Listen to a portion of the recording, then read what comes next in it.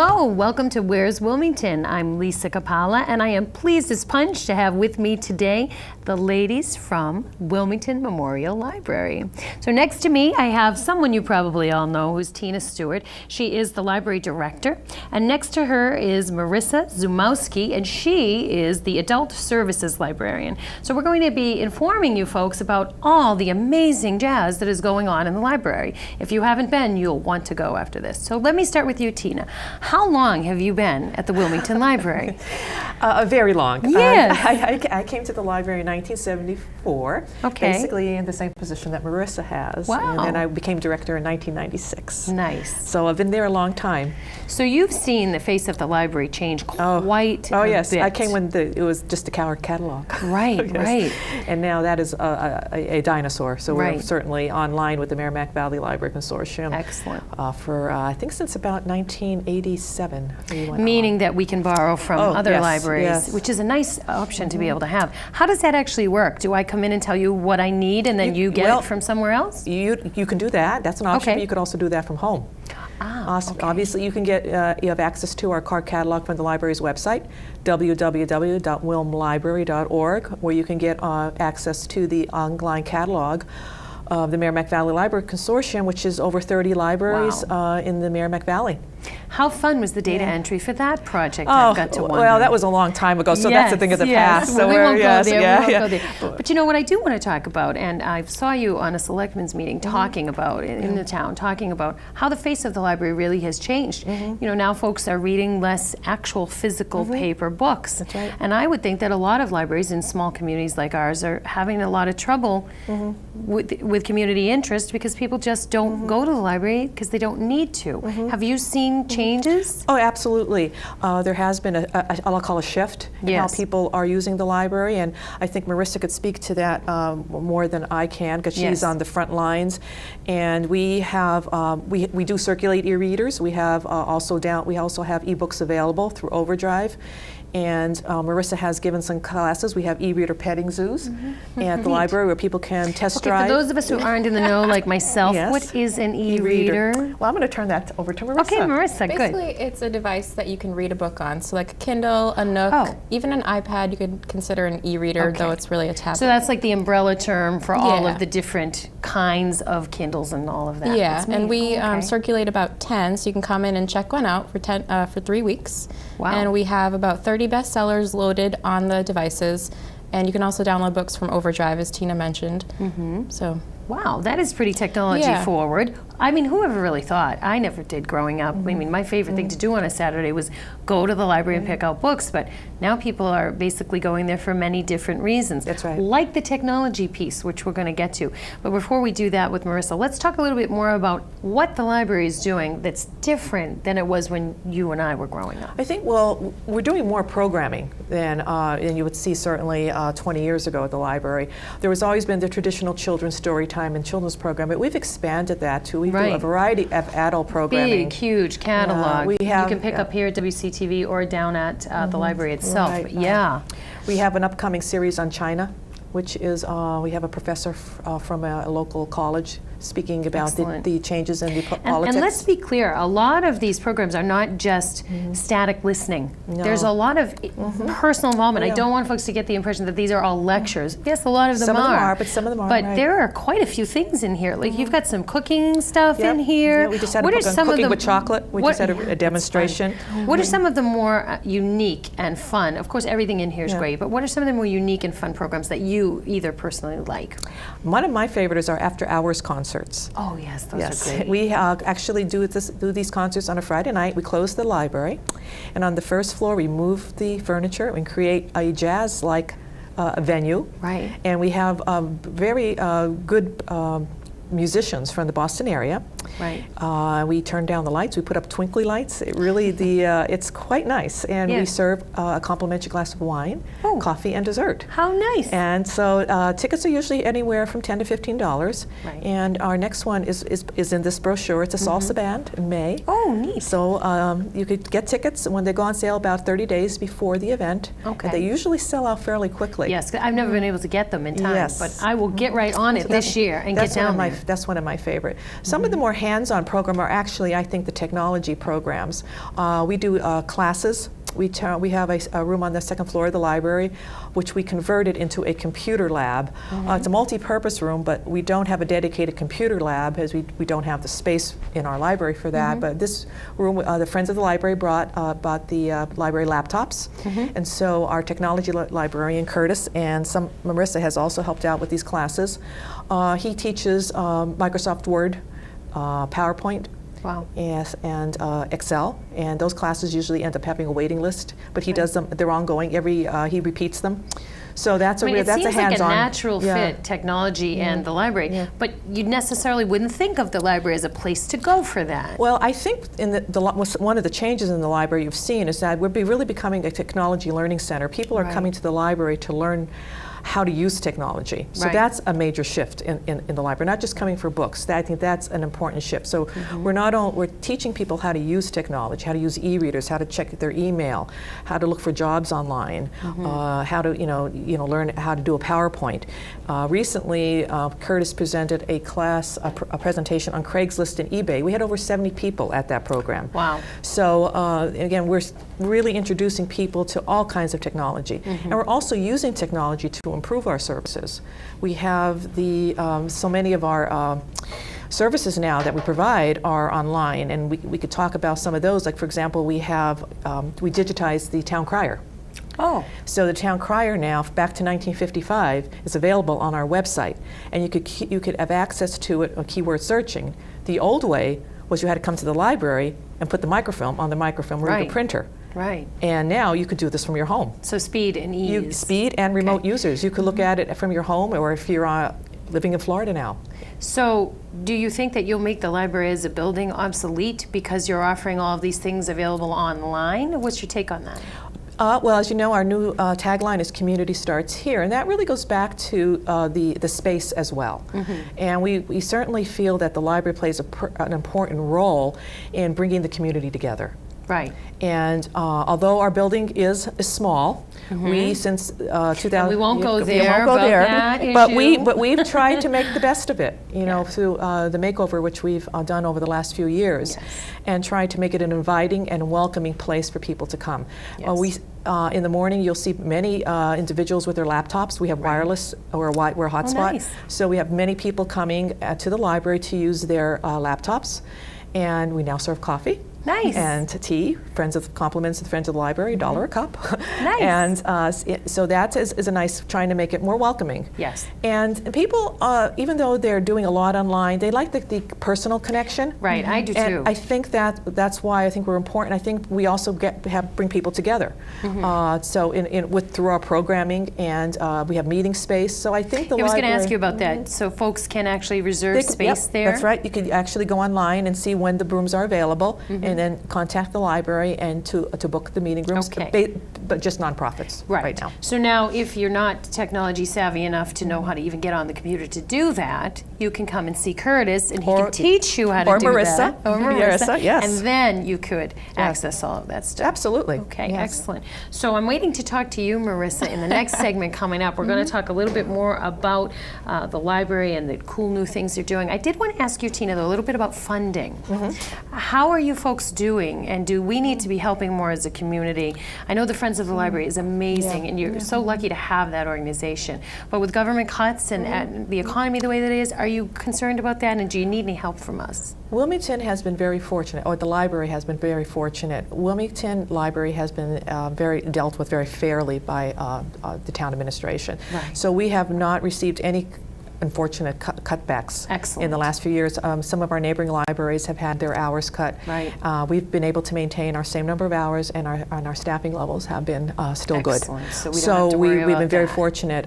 We certainly could always use more, but That's right. But we certainly are very thankful for what we have been given. And as you mentioned, the Friends of the Library are an awesome organization. I had to put a plug in for the bookstore next door. Absolutely. That's a fun place. If you have a rainy day. It's a win-win-win. You could spend a whole day in there. It's a win-win-win for the community because people have a place to recycle their books, right, and also buy books at bargain prices, and then the revenue stream comes back to the library, which enables us to do all this great programming. Excellent. I have a friends meeting tonight, and I go with my list of requests, and they are always happy to comply. Excellent. And yeah, and it's just a really, really terrific organization. If people want to become part of that organization, obviously they can contact you, or they can. There's look on the applications website. for membership at the library. It's very easy, or you can do it online at the website. There's a link to their website through the library's website. Excellent. Well, we're going to go to our second half, so you stay right there. We're going to be back with Marissa Zumowski to talk to us about technology. So if you want to learn some cool stuff, stay right there. We'll be right back.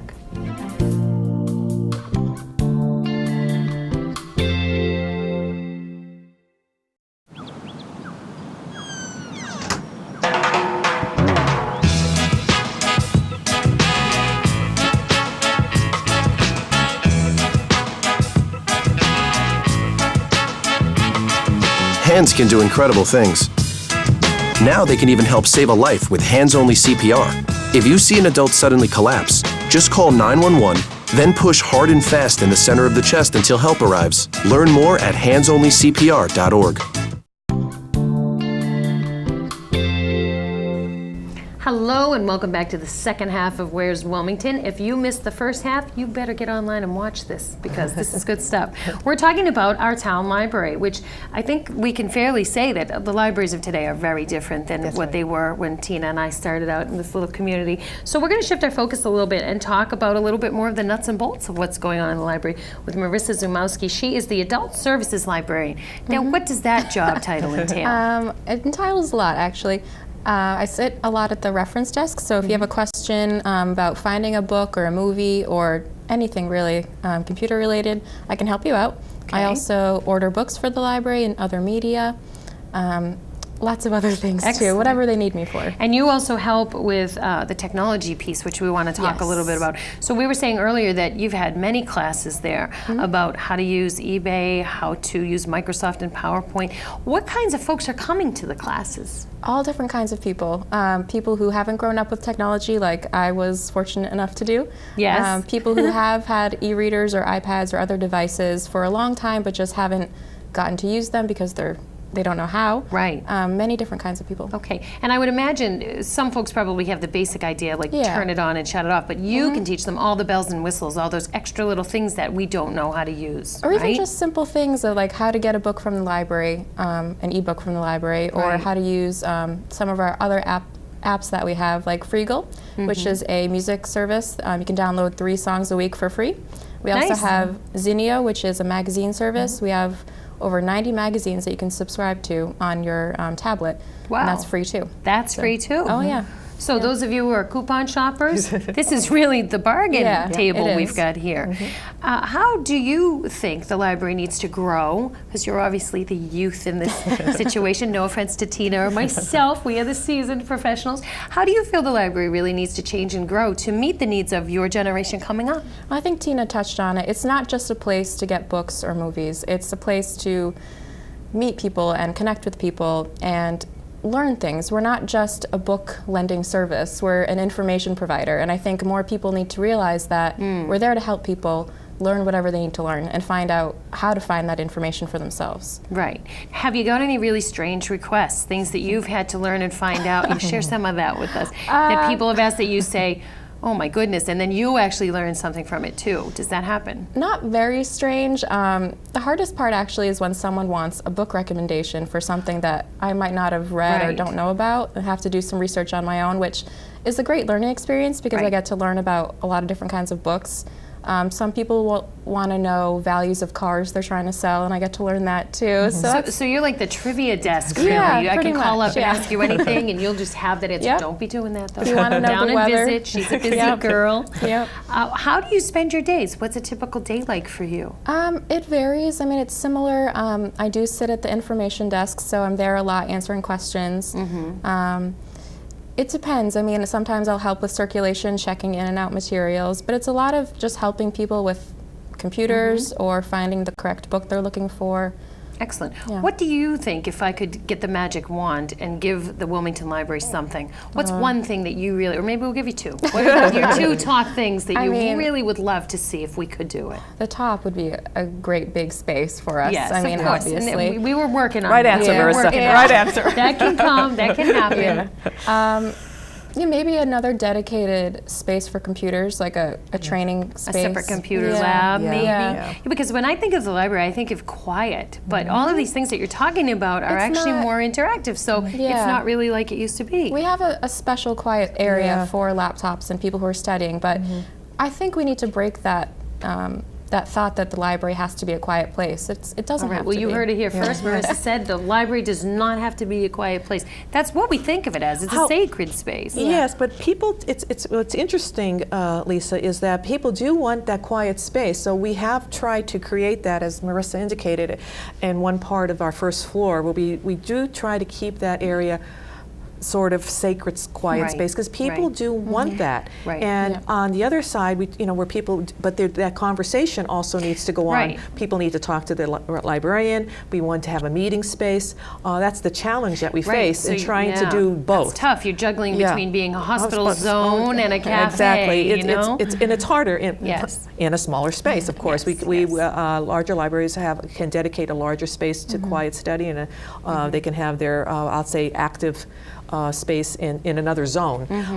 Again, we're doing what we can, but I do think people look for that quiet place, especially when they come in and they just want to read or go on their laptop. I mean, especially folks with kids, sometimes you just need that 15 minutes where you can just go and breathe. So it's nice to know that along with the technology and all of the amazing events, there's still somewhat of a traditional library. I think there always will be, and our mission is certainly to promote reading, and that's always going to be a part of who we are, whether you're reading on an e-reader, a tablet, or you're reading a traditional You don't care how we do it, just do it. Absolutely. Now, how do you pick some of the books that go on the many different lists you have? You have the summer reading list, usually you have the school books that you pick out. I know you did the things we carried around the time when the Vietnam Moving Wall was here. So how do you choose? Well, those are all different programs. I mean, obviously, Marissa is responsible for selecting the books for the adult collection, and we have a teen librarian who does selects books for like middle school and the high school level, and then we have the children's librarian, which is preschool all the way through grade 5.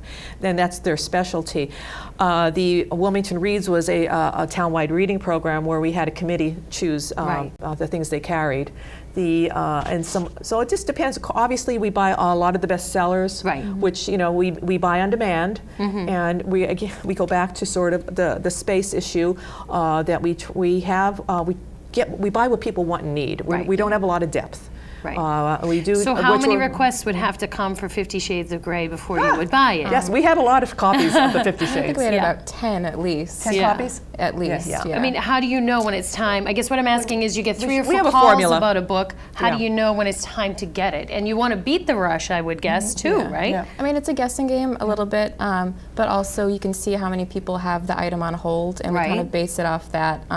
We try to aim for every 4 people who have the book on hold, 1 copy. So, What about controversial books, as that one certainly was? Are you guys okay with staying a little bit on the edge there, or is it whatever the population asks for? Again, we're providing information. We're not here to judge the information and what people want. We're here to provide it.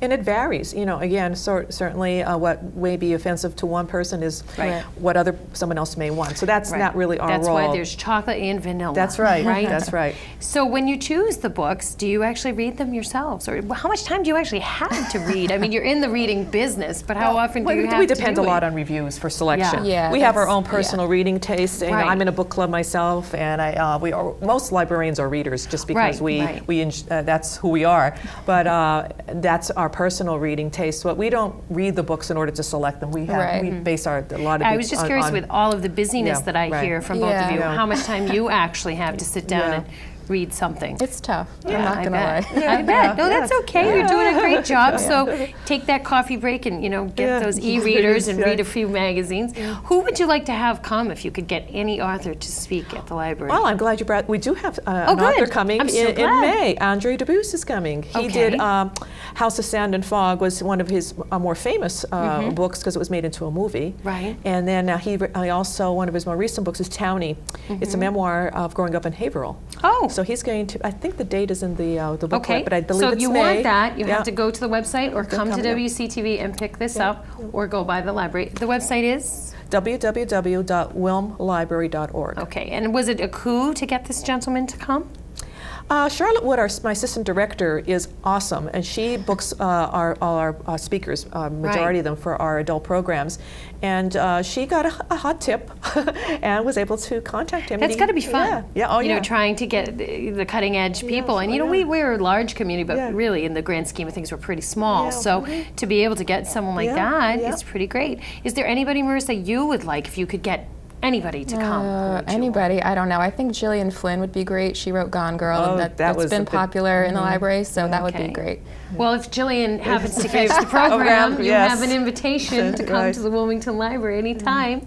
Anything final you folks would like us to know, or anything you want to pitch? We'll start with you, Marissa, first. Yeah, we didn't really touch upon it, but we do offer one-on-one tech help. Oh, that's right. We're supposed to cover that. Let's get to that. We have plenty of time. All right. With myself or with Curtis, our technology librarian, you can set aside 1 hour one-on-one with us, and you can ask any kind of technology questions.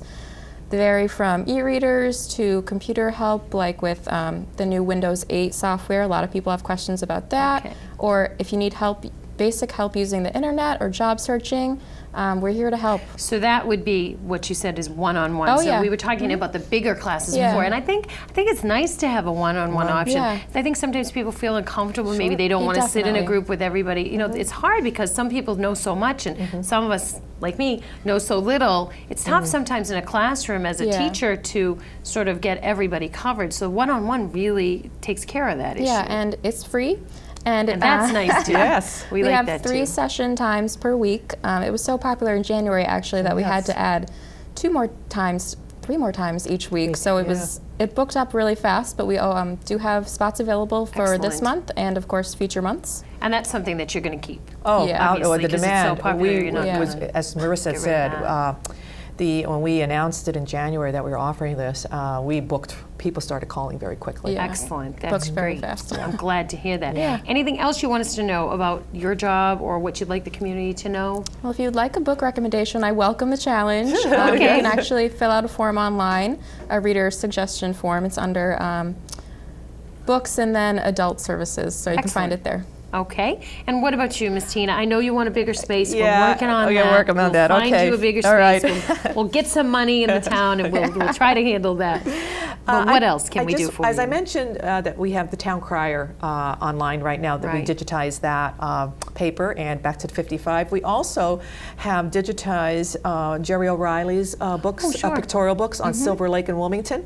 And those are online as well. They're on the Internet Archive, but they're accessible through our website. And the Wilmington High School yearbooks back to 1940. So if you went to Wilmington High, watch out. You are now online. Now, just as an aside, do you have Shawsheen Tech on there too? No, we don't. Thank you so much. Oh, okay, all right. That's where I went. Good idea. Don't do that anytime soon, okay? What else would you like people to know? That they should just come by and visit, I would guess? Your location, you can't miss it. It's right on the middle of the road there. I think what I'm always surprised is that people don't always know what we have, and to just check us out, come by, and pick up a spring events brochure, check our website, sign up, come for a program. It's amazing that people, I think, are impressed about what the library is doing when they find out. If you just grab this and just look at this alone, there's so much in here. And so hats off to all of you. I think something for everyone. I think you'll find something no matter what your interest is. And again, for families with children, we have a great children's programs going on. And I know you have passes to different events. Museum passes. We haven't even mentioned the museum passes, which again are another really discount. Get the discount tickets, make going to a museum much more affordable. Right. So, you know, come down and see what's available and really get involved, because this is your community. It's not going to work without your input, right? All right. So we'll work on getting you the bigger space. We'll see what we can do about that. Thank you so much, both of you, for taking time out of your very busy days. And thank you for making the library so nice. I enjoy it over there, and I know you're working really hard. And I see a lot of libraries closing, and it's really good to know that we are not in any danger of that. We're alive and well. Yes. I'm glad to see that and hear that. So go and visit my friends down at the Wilmington Memorial Library. What's the address in case we don't know? 175 Middlesex Avenue. 175 Middlesex Ave. Thank you so much for watching, and I want to remind you, the next time somebody asks you, where's Wilmington, you tell them right here and right here on WCTV. We'll see you next time.